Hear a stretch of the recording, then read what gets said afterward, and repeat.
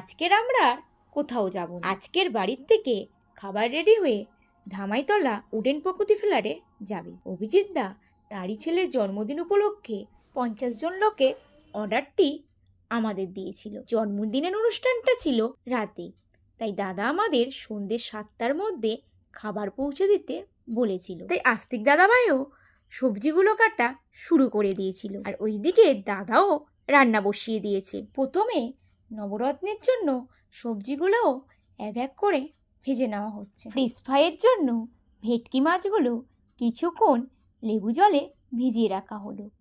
ওইদিকে তোমাদের দাদাও মটন নিয়ে চলে এসেছে। নবরত্নের জন্য পনিরগুলো কেটে রাখা হচ্ছে। মটনের জন্য এখন পেঁয়াজগুলো ভেজে নেওয়া হলো। নবরত্ন কর্মাও নামিয়ে নেওয়া হলো।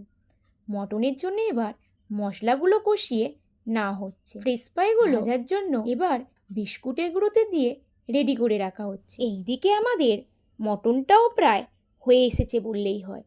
এবার নামিয়ে নেওয়া হবে। দেখো মটনটা কত সুন্দর কালার এসেছে। তবে আমরা যতই বাড়িতে মটন রান্না করি না, খ্রিস্টান বাড়ির মটনে আলাদা একটা টেস্ট। কি আমি কথাটা ঠিক বললাম তো? চলো বেশি কথা না বলে ঝটপট তোমাদের সাথে আজকের মেনুটা বলে দিই। আজকের মেনু ছিল কাসন্দি ভেটকি মাছের diamond fish fry, fried rice, navratan korma, chicken, mutton কষা, চাটনি, পাঁপড়, মিষ্টি, আর তারপরেই ছিল আইসক্রিম আর পাশ। হোম ডেলিভারি হলেও দাদা আমাদের সার্ভিস ভাইদের দিয়ে খাওয়ানোর দায়িত্ব দিয়েছিল। আজকের আমাদের সব রান্নাই কমপ্লিট হয়ে গেছে, এবার শুধুমাত্র পৌঁছে দিতে হবে।